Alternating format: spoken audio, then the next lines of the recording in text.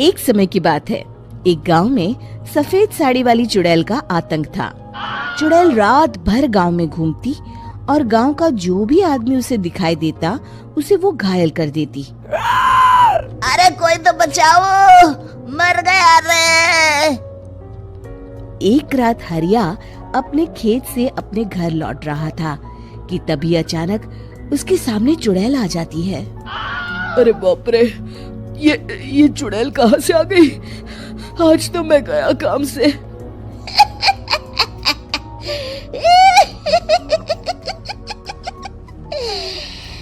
आज मुझे मेरा शिकार मिल गया। अरे चुड़ैल दीदी, मुझे छोड़ दो। जैसे ही चुड़ैल हरिया की तरफ बढ़ती है, हरिया वहाँ से भाग जाता है और अपने घर के दरवाजे पे पहुँचता है। अरे भगवान, जल्दी से दरवाजा खोलो, मेरे पीछे चुड़ैल पड़ी है। हरिया की पत्नी जल्दी से दरवाजा खोल देती है।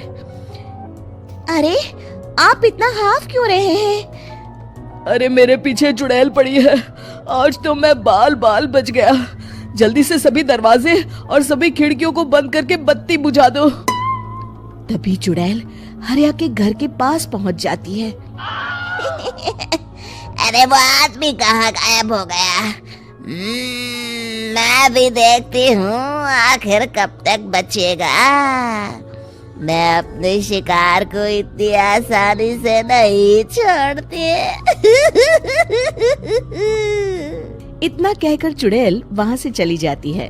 वहीं दूसरी तरफ हरिया और उसकी पत्नी दोनों अपने घर की खिड़की से ये सब देख रहे होते हैं।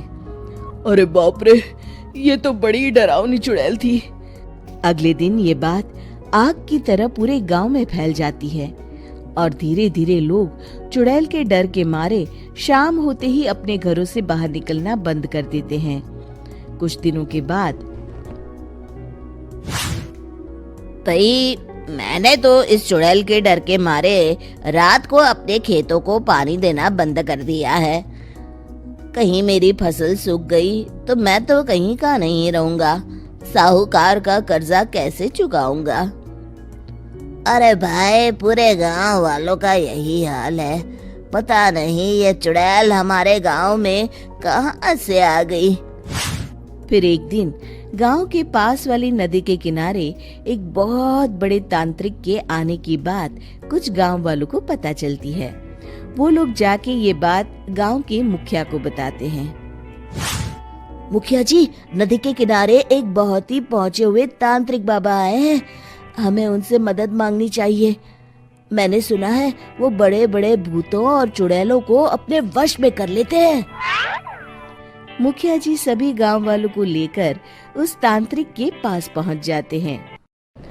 ओम फट स्वाहा, ओम फट स्वाहा। तभी तांत्रिक अपनी बंद आंखों को खोलकर कहता है, क्या बात है? तुम सब लोग यहाँ क्यों आए हो?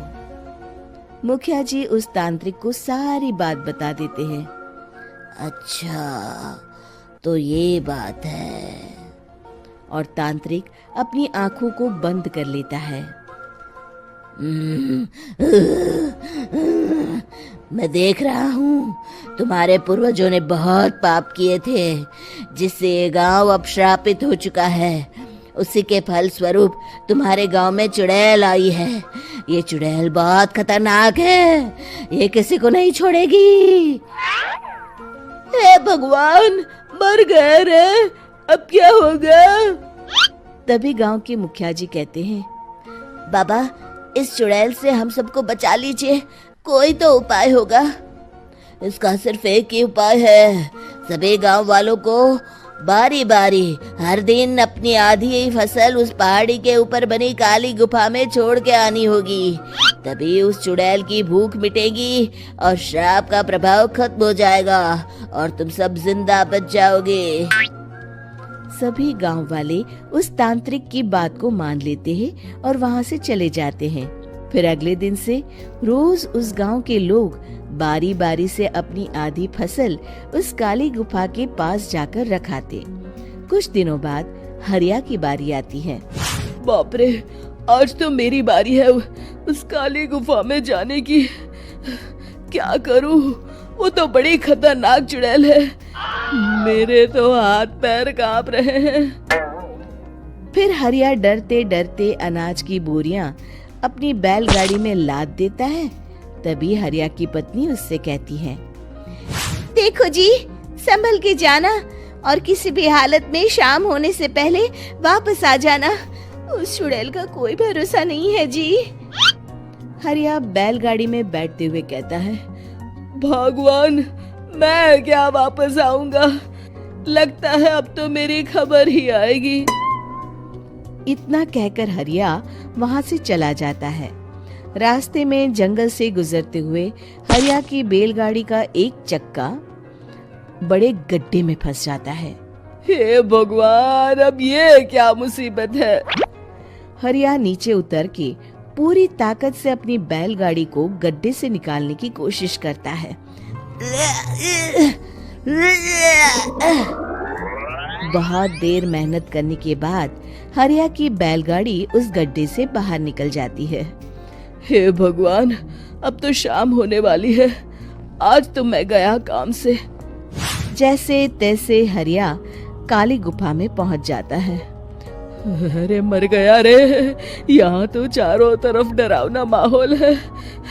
मैंने यहाँ आने में बहुत देर कर दी, कहीं चुड़ैल नाराज ना हो जाए। हरिया अनाज की बोरिया वहां रख के जैसे ही जाने लगता है, तभी उसे किसी के आने की आवाज सुनाई देती है। हरिया एक कोने में छुपकर अंदर देखने लगता है। चुड़ैल वहां आती है और फिर अपने चेहरे से नकली चुड़ैल का मुखौटा निकाल देती है। हरिया ये देख के हक्का बक्का रह जाता है। तभी चुड़ैल कहती है, भैया यहाँ आना। आज तो बहुत अनाज आया है, इसे मिलाकर अब हमारे पास ढेर सारा अनाज जमा हो गया है। कल ही हम इसे शहर में बेच आएंगे और माला माल हो जाएंगे। तभी अंदर से नदी के किनारे वाला तांत्रिक बाहर आता है। अरे, ये तो तांत्रिक बाबा है। हाँ, अब तो हम दोनों की जिंदगी मजे में कटेगी। गांव वालों को बेवकूफ बनाना इतना भी मुश्किल नहीं था। लोग तो तुम्हें सच में असली चुड़ैल समझते हैं। हाँ, तुमने सही कहा। अब ये गांव वाले चुड़ैल के डर से जिंदगी भर इस काली गुफा में अनाज पहुंचाते रहेंगे। अच्छा, तो ये बात है। ये दोनों पूरे गांव वालों को बेवकूफ बना रहे हैं। अभी जाकर सबको बताता हूँ। हरिया उन दोनों की पूरी बातें सुन लेता है और जल्दी से वापस गांव में आता है। गांव वालों को पूरी बात बता देता है। इससे पहले वो दोनों हमारा अनाज लेकर शहर जाए, हमें उन दोनों को पकड़ना होगा। उधर दूसरी तरफ नकली तांत्रिक और नकली चुड़ैल बनी औरत एक बड़ी गाड़ी में सारा अनाज लाद के वहां से निकलने की